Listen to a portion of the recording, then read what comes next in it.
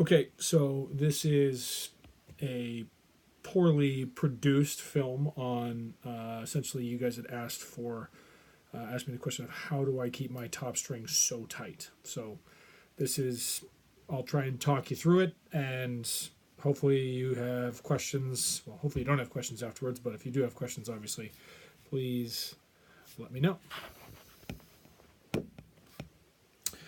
I'm doing this. No, this is the way that I typically sit and string. I keep my sticks on a shaft at all times. I'll try and keep this as close up to the camera as possible so you get the best view that you can. This is a traditional 9-diamond top string. I will fold. What I've been doing lately is I've been folding over the 9-diamond row, but I also give myself the extra 10-diamond row. In addition, just it's kind of aesthetic. I think it's also good because I'm pulling it this way. I've got 2 rows of holes, like you see there. I've got 2 rows worth of kind of stiffness, laterally, east-west wise, from one side to the other. That will, I think, help a little bit in release as far as making sure that there isn't as much of a click or you feel coming off the top of the head. I don't know, part of it is I like it. Now this is a Lakota U, like some of you have had. I am starting this off in the 3rd sidewall hold down. Let's see if I can set this up so even I can see on the screen. So I will start off in the 3rd sidewall hold down. I will go through the whole outside hole 3 times, 1 to go in, and obviously twice. Shit. I go from the outside in 3 times, making like 2 distinct loops around the mesh, and then still coming up through that same hole.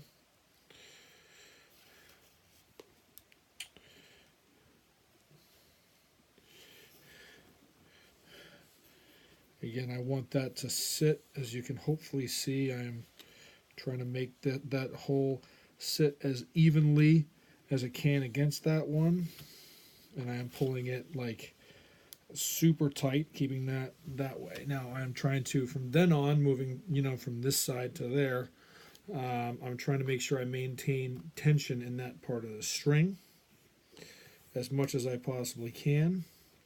Now, this is the part where things get weird, that most people are like, why are you using a 10-diamond top string? And it's not 10-diamond, it's 9-diamond, it's just a variation. So instead of keeping it going through the hole and keeping the hole square, as you can kind of see right there, I am, let's see, I'm kind of folding it back a little. I don't know how to describe the way that I'm doing it, but, essentially like the backside, like the part that's about to get picked up on the ground ball or like brush the ground, is getting pulled up a little bit higher towards the holes. And I'm going through that part of the hole. And then I'm going to do my typical knot for, the top string. I don't know if there's a name for it, but I'm sure it looks similar to what you have seen before. And so now that I've done that, every time I do this, I want to make sure that there is tension. Make sure there's tension in that string, and then obviously moving forward in that direction. Now I'm going back through, I skipped that bridge, and I'm going back through. Now sometimes I go through every hole. For this one, I will not. So I'm gonna, this would be typically, this hole would be the next one that I would use to do that. But I like going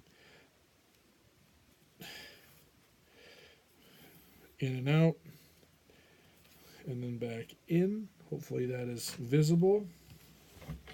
And so now, like I said, I don't need to worry about this right here.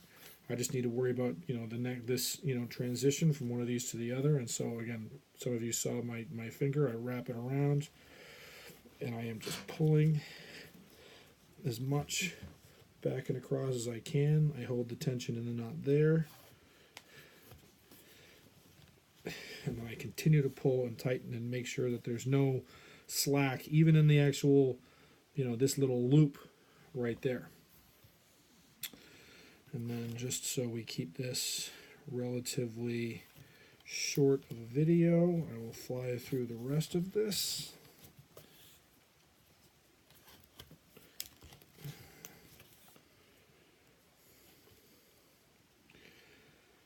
Because this is all pretty much the same stuff.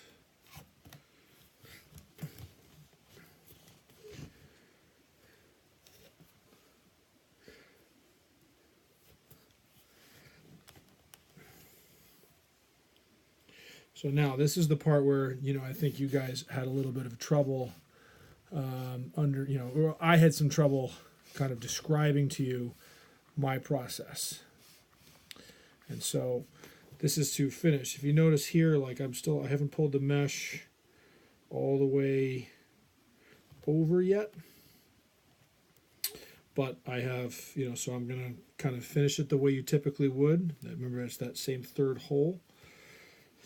I'll wrap through one time and making sure that is tight there. And I'll pull that all the way tight like this. So now that it's about as tight as it's going to get to the plastic, just like I did on the other side, now I'm going through it all again twice. I'm holding on as much as I can in as many places as I can to make sure that that is as tight as possible. Now, here's kind of, it's not certainly no secret, but I don't share it very often. What I do to make sure that I keep this knot tight, that keeps everything else tight, so obviously nothing comes and loosens up. So while holding tension there, I wrap through once, and I wrap through again. Okay, so hopefully that's clear. I will move that little double bunch all the way up to the hole, and then notice I've got, my fingernails are too long, but I will use my fingernail right up against that there. And so my finger is not necessarily on these two like loops, it's on this piece. So I'm holding that piece there kind of against the sturdiness of the loops, but it lets me pull the string.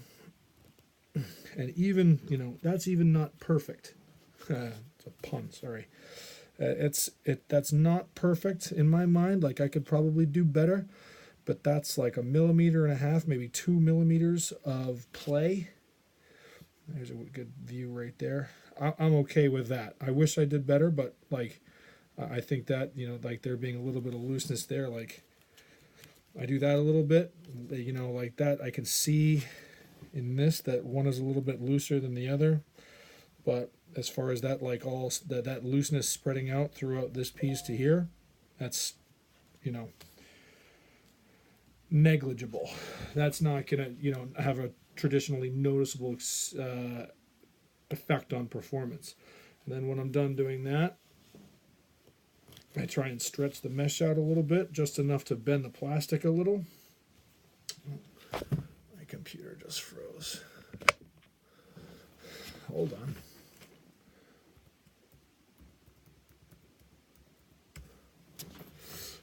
So that is essentially how I keep everything, in that it's a 9 diamond, but it looks, I like the way it looks. The biggest thing, I know we talked to some of you about how like mesh will be stressed in certain places and will fray in certain times. Part of the reason why I love this, as much as I like the way it looks, there is a lot of different places where the mesh is touching the top string itself across here, and the more places that it kind of touches, the more points of contact, the more the stress is spread out, so that the stress is not nearly as much on any one place. This is on an Under Armour Command. There is, without going in and out of everything, in and out of as many holes as I have here, the stress is much more located on each side of each side of that one hole that the string is going in and out of. you know, when you're going in and out, it's more points of contact. The more points of contact, the less amount of stress per point, and you know, the head's going to break before the mesh or the string really gives out. So I hope this was beneficial. Please do not hesitate to reach out if you have any questions. Talk to you later.